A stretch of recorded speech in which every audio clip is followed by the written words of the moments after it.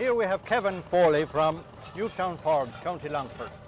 And Kevin has two stationary engines here. Kevin himself is I call him a stationary engine enthusiast. So Kevin, could you tell us about the large machine here first? Well, the large machine there, that's a national engine. It was built in 1904. The serial number on that one is 130, so that's a very early one. That one is rated around 20 horsepower. It runs on paraffin oil. It was originally owned by a man in Wexford. He used it for crushing corn. It powered a big mill. So it was quite busy there. It would be crushing corn for all the local farmers and so on. Some of it went for export. It was also brought out the fact she's a mobile one. She was brought out to drive saws and so on, cutting timber, yes, and crushing stone, that kind of thing. It was a busy machine until 1965. It went into retirement then. I acquired it a few years ago, had a few repairs just to do to it, very minor, and it surprised me the first swing of the wheel, the way it went. Amazing. Yeah. That's kind of the story of that one. Runs in paraffin oil, very economical. We work there steady all day long, just give it. You must have done good maintenance on it. It's running like a clock there now, isn't it? Well, you have to get to know them as well. Yeah. They're actually very easy to manage. It's just to get familiar with them. I know, yeah. There's no book of directions or anything with them now, you know. So you can't plug in a computer on it. No.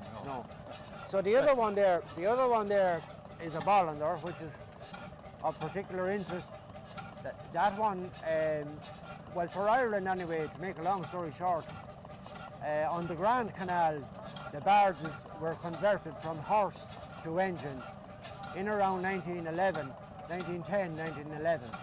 And they were the first barges converted in the world. Right. And they fitted the Bollander engines. Now the first Bollander engines were made in around 1896. That one there is a 20 horsepower, and that particular one was used specifically to generate electricity. And it's a very historical engine in that it was in a cinema in Dungarvan, down south, Waterford, and Crotty's Cinema, or Crot Cinema, and it was generating electricity for part of the town and the cinema. And it generated electricity to show the first film that had voice in Ireland. That's right. So the silent movies came to an end because of that engine. So they were used on the barges. They worked usually 16 hours a day at least. First ones fitted were 1910. They went into retirement in 1965. Very reliable. That's the story with them. And the lads on the barges, they never really had trouble with them. They just go all day, every day. That was it. That's the story with them.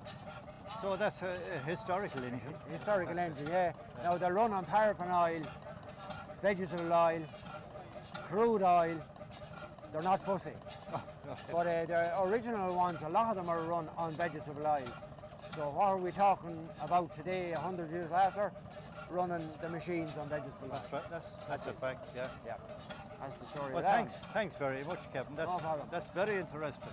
Very interesting, them two engines. You have a great day here today. Yeah, there's quite an array of vintage stuff here today. I'm thinking now it's time I get a cup of tea. I think I'll have one myself.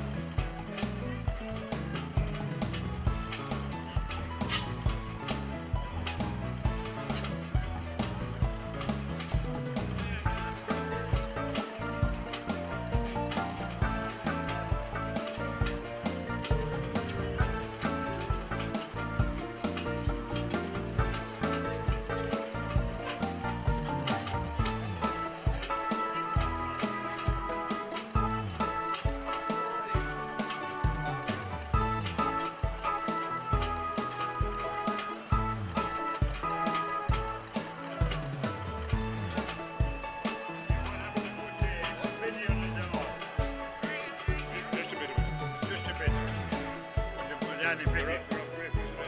Wouldn't be any penny for sale.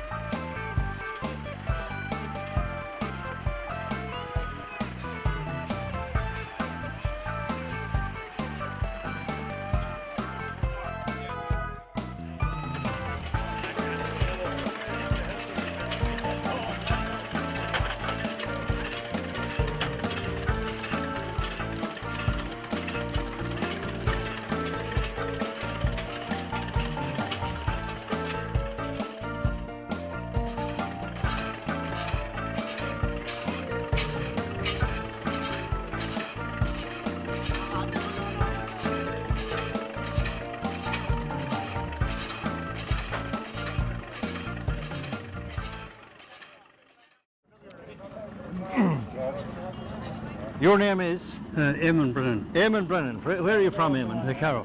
Okay. And this is your finger bar? That is, yeah, indeed, yeah. Could you tell us a bit about the finger bar? What age is it, or where did you get it?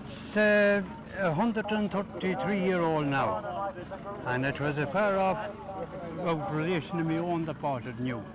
Right. And when it was bought in that loan in 1890, What make is it? it's a Samuelson, made in Banbury in England. Right.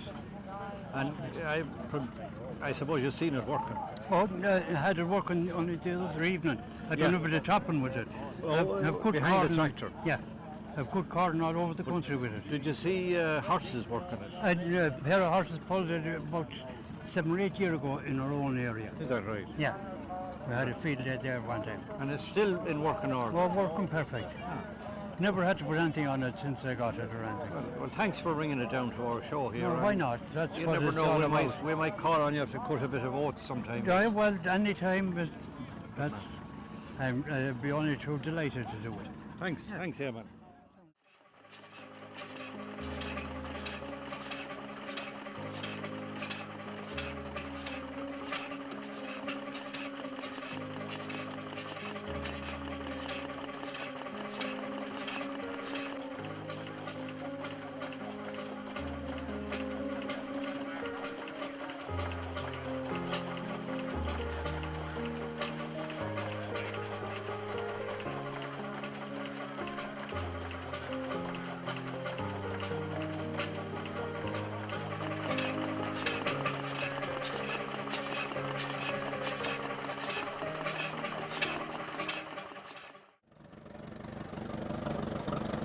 Here we have Billy Stewart from Killashee, County Longford. And Billy has a stone crusher here at this show in Strokestown. Billy, will you tell us a bit about the crusher? When did you buy it, or what age is it, or any other information you have? Yeah, well, I bought it about 10 years ago. Just come across it over at Top McConnell in near Athlone, and bought it on the condition that I would never scrap it or sell it.